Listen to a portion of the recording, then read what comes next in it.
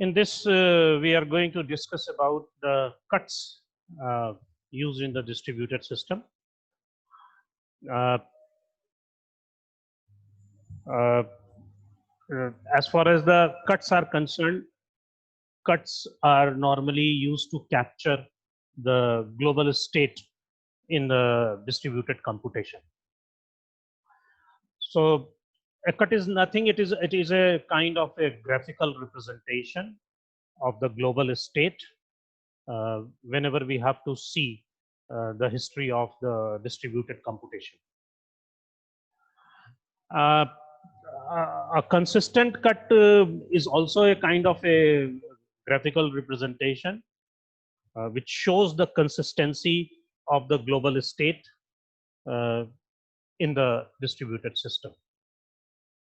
So as far as the cut is concerned, in a distributed system, a cut is represented in the form of a set, that is C, capital C, which is having a set having different elements, and those elements are C1, C2 up to Cn, where Ci is the cut event at the site or at the process Si in the distributed computation process. So normally the cut is represented graphically, and it is a zigzag line. If you take an example of this, it is a kind of a zigzag line that connects the corresponding cuts, corresponding cut events bulky. Instead, you say cuts, corresponding cut events in the time space diagram. This is a time space diagram, and the cut is being done in this way, including C1, C2, C3, and C4. So in this particular example, we have C1 is a cut event at process S1, C2 is a cut event at the process S2, C3 is a cut event of the process S3, and C4 is the cut event at the process S4. So this cut event is not to be concerned anything about the sending and the receiving of the message. The cut event is a kind of an event in which we try to look whether the global state of this distributed system having different processes at this particular moment of time, whether it is consistent or not. We try to find out what is the position of the global state. So if a cut event, suppose it is Ci, it is C1. So C1 is representing a cut event at the process S1. So the time of this cut, that is C1. So it is representing the local state at this particular instant. Meaning thereby S1 is a process who has sent this message. So it must be recorded over here. So this C1 will be representing the local state of S1 at this particular instant of time. And so it is also representing the global state of the system. So in this particular form of the cut, we try to just look that at C1, C2, C3, and C4, at that instant of time, whether it is consistent or it is not inconsistent or it is strongly consistent. That is what we try to see. A cut is said to be consistent if every message that has been received before the cut event was not sent before the cut event at the sender. Meaning thereby, if the cut event, it is said to be cut event, said to be consistent if every message that was received before a cut event was sent before the cut event at the center site. So in this particular example, we have a cut event like this, and it does not seems to be consistent. Why it is not consistent? Because at C1, what is the state of C1? Let us look for the state of C1. It must be when S1 has sent a message, it must be recorded over here, and whatever is the recording over here will be the recording, the timestamp of C1. C2 has received it, So at this C2, S2 has received it. So at this particular instant of time, C2, the receiving of this message has been recorded. At the instant of C3, at the instant of C3, uh, this message is being received. And since this message is being received, but this message which has been sent by the process S2 is not recorded at C2 because it has been sent after the cut event. As well as whenever it is coming to C4, C4 is blank because it has not received. So as far as the inconsistency is concerned, this due to S2 to S3, S3 is receiving some kind of message which is recorded in C3, but sending of that event is not recorded at C2. So C1, C2, C3, C4 can be called as an inconsistent cut. I have all, you can go with another example. Now here, this cut at the particular moment, this is the C1 of the process P1 cut event. This is the cut event over here. This is the cut event over here. And this is the cut event here. Cut event of the P3. This is the cut event at P2. This is cut event at P1. So at this moment of time, whenever we are trying to look for the global state, the state of all the cut event will be showing that all the messages which has been sent and recorded, all the messages which has been sent has been received by a certain process. And there is no message at all in transition. So that is why this type of cut is called strongly consistent cut. Now this cut is a consistent cut. Why it is consistent cut? Because at this moment of time and at this moment, this is the moment at cut event of P1, this is the cut event of P2, and this is the cut event of P3. So whenever we take the global state, and global state includes all the local states of the different processes as well as the state of the channel. So as far as this state is concerned, P1 process is concerned, this is okay. This state is concerned, this is this cut event is concerned, it has already recorded that the message has been sent, and this at this moment of time the message was not received. But if we look for the channel state, it will show that the message is in transition. So it means all the states of the processes are consistent and one message is in transition. So this type of cut is known as consistent cut. Inconsistent cut is a kind of a cut whenever you are recording the state of the individual processes as well as the individual uh, channels, then you will feel that at this moment of time this message was not sent, it is not recorded. And at this moment of time, since we are recording it as this one, so at this moment of time the P3 process shows that the message has been received. But when channel is concerned, channel shows that there is no transition, as well as the message which has been received by P3 is not recorded by P1. So that is why this type of cut is known as inconsistent cut.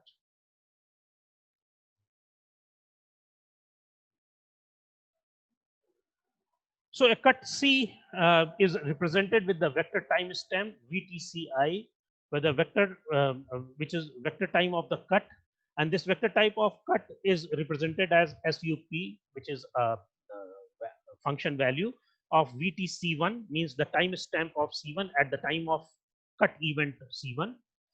Vector time of C2 means cut event C2, and so on. And this SUP, which is a function, it is representing the component wise maximum. It is representing component wise maximum. So VTCI is equal to maximum value of VTC1I, VTC2I, and VTCNI. Now a cut is said to be consistent if VTC is equal to VTC11, VTC2, and VTCN. So we used to record the vector time of the individual cut, and we try to find out the maximum value of the cut event at that particular moment of time whenever we are putting the cut.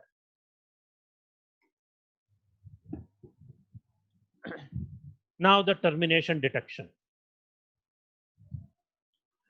Uh, Whenever we talk about the distributed system in which we have distributed computation process used to happen. So, uh, so whenever we talk about the distributed computation, a distributed computation generally consists of uh, many processes, cooperating processes, which used to communicate with each other by message exchange. So in case of the distributed computation, it is very important for all of us to know whether the computation is in process or it is finished or it is terminated. Because we have many examples for that, because whenever we have to determine whether the leader election algorithm has been finished or not, terminated or not, deadlock detection algorithm has finished or not, deadlock resolution algorithm or token generating algorithm, it is in the process of computation or it is come into the termination. And termination detection, in fact, is an example of using the uh, uh, coherent view. Coherent view means looking for the consistent global state of any distributed system. Now, as far as the model of this system is concerned, in case of termination detection, the model says that whenever we talk about the processes will be maybe in the active state or it may be in the ideal state. So only active state, the processes which are in active state will be able to send any message to the rest of the processes. So and at any moment of time, active process can become ideal at any moment of time. So an ideal process can become active um, uh, whenever it used to receive any kind of computation process or computation message. So as far as the computation message are concerned, computation message are those that are related to the computation process, which is being performed by the with the help of the cooperating processes. So a computation is set to be terminated whenever it is being sent by a process to another process to do certain computation. That computation is set to be terminated if and only if all the process will be in the ideal state and there is no message in transit. Whenever a process used to send a message in the form to do some computation to another process, and that particular process which has received a message to do some computation, and if the computation at that particular process is finished, so at that particular moment of time, both the processes will be in the ideal state and there will be no message in the transit.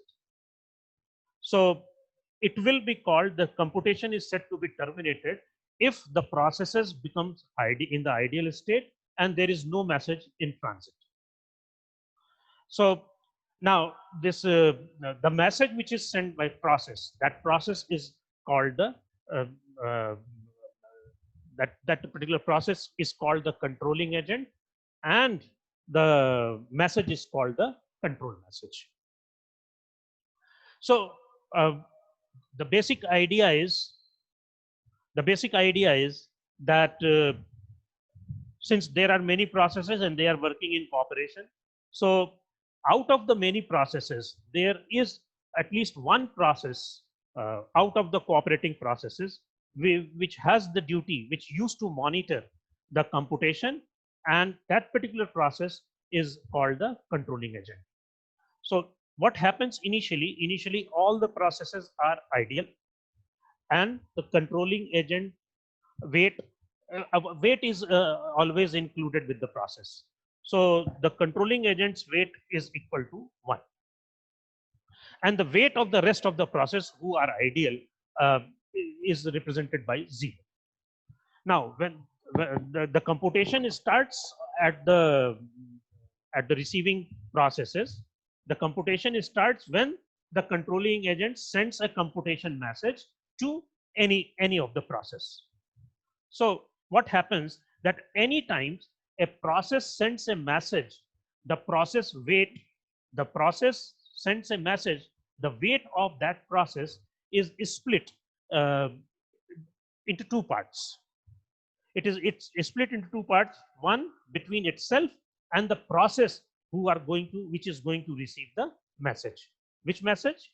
The message which carries the the message which carries that information that the process has to do the computation. So along with the message, the weight is also being received by the receiving process.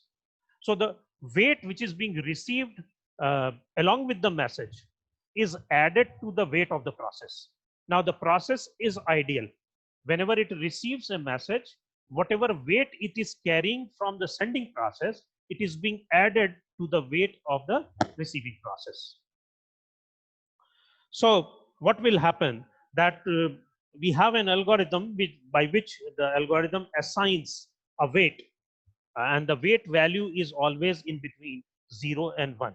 And this assignment of the weight is given to each active processes, including the controlling agent also, and to each messages which are in transit.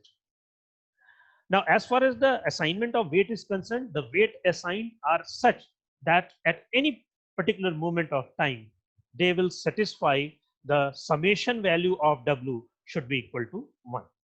So what happens when the computation is finished?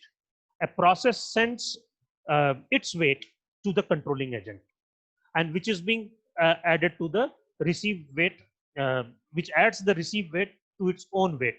And when the weight of the controlling agent once again becomes 1, it concludes that the computation has been terminated. Now, in this, we have given an example that the message of the controller of a process and process is going to split the weight into two, that is 0.5 each. And now we were repeating this process that anytime a process sends a computation message to another process, split the weight between the two processes, that is 0.25 each for the third time, and so on. In this way, it is used to do.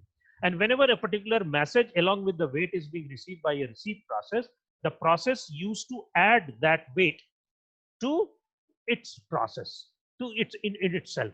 And whenever it finished its computation, the same weight is returned back to the controlling agent, so that the value of W at the controlling agent side should become 1. And when the weight of the controller become 1, you can say that the computation has been terminated. So for doing this, we have an algorithm which is called Huang algorithm, which is used for the termination detection. So this termination detection has certain rules. Huang algorithm has certain rules. But before going to know the rules, let us know what is B and what is C. BDW, it is called the computation message, the message which carries the information which the process has to compute. So BDW is the computation message, and DW is the weight. Suppose the weight is 0.5. So here DW will be representing 0.5. Similarly, CDW, what is that? This is a control message or end of computation message along with this DW, which is where the DW is the weight. So what happened? What is the rule of Huang algorithm? The first rule says that the controlling agent or the any active process which has the weight W, if it is sending a computation message to another process P, so what it will do? It will derive W1 and W2 from the W such that W1 plus W2 is equal to W, where W1 is greater than 0 and W2 is also greater than 0. For example, if I say the controlling agent has the weight W is equal to 1, it may be divided into 0.5 and 0.5. So 0, this W2 is sent and this W1 is kept with the process itself. So while sending a message, the process which has sent this message, it keeps W1 and it sends this W2 along with the message. So whenever a process is sending, so BW2 is sent to the process. Now the rule 2.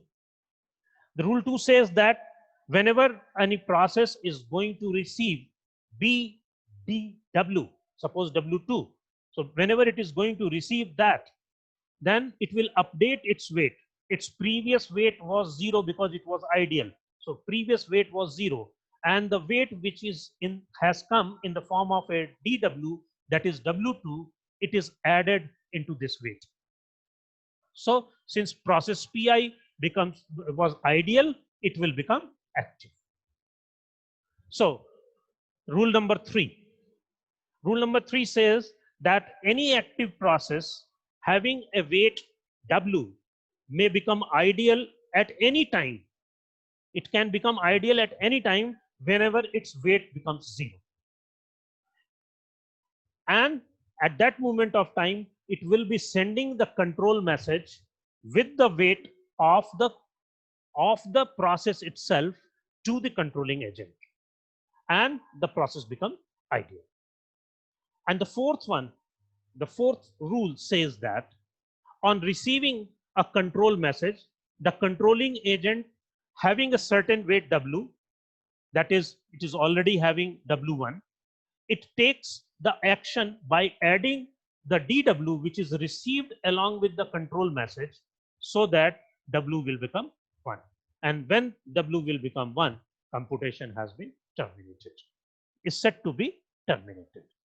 So by the help of these 4 rules, we can find out whether the computation which has been initiated by a particular process has been terminated or not. This is an example of Huang's algorithm. Suppose it is a P1 is a process which is a controlling agent. So what it has done, it has to send 2 messages. It has to send 2 messages, one to P2 and another to P3. So what it has done, it keeps weight equal to 1/4 and sends a weight 1/2 to process P2, and it sends the weight 1/16 to the process P3 along with the certain message, which is a computational message which the P2 has to perform and which the P3 has to perform. Since all the processes are in you can say cooperative processes, so with the help of one another they will be doing the computation. So the current weight of P1 is 1/4, current weight of P2 is 1/2, current weight of P3 is 1/16. Because P2 was ideal and P3 was ideal and the previous weight was 0 and previous weight of P3 was 0, so 0 is added with this 1/2, so it will become 1/2, and previous weight of 0 is added with 1/16, so it will become 1/16. Further, P3 has sent 2 more messages, computational messages, to P4 and P5 with weight 1/8 and 1/16. Now, whenever it has been sent the weight, so every processes has updated their weights, but the computation which has been initiated by this controlling agent is terminated or not. It will depend that what is the status. Now you see, whenever this P4 is completing its process and it is sending a message to P1, whenever this P4 is completing its process, so what it will do, it will send a control message to P1. So whenever it will be sending a control message to P1, it will add this weight 1/8 to, it will add the weight 1/8 to the process P1. Similarly, when P3 completes its process, it will send a control message to P1 by sending 1/16 weight, to the P1. Whenever this process P5 is going to complete its computation, it will be sending a message, control message, along with the weight 1/16 to the process P1. So the status of P1 will become 0.5. How it will become? Whenever it is sending, this P4 is sending the message to P1. So 1/4 is added with 1/8. So it will become 3/8. Okay. Whenever this process P5 is sending this information to this, and this is sending information to this along with the weight. So 1/16 and 1/16 is also added into 3/8.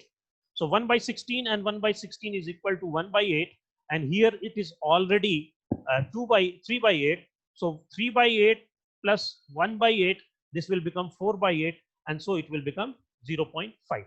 But it is still the value of P1, the weight of P1 has not become 1 until P2 complete its computation and sends the 0.5 value back to P1, then only it is going to terminate, because at that moment of time, the process P1 will become 1 and the rest of the process will become 0. So whenever the computation is complete, it sends a control message along with its weight, and the weight of the individual process will become weight of the individual process will become 0.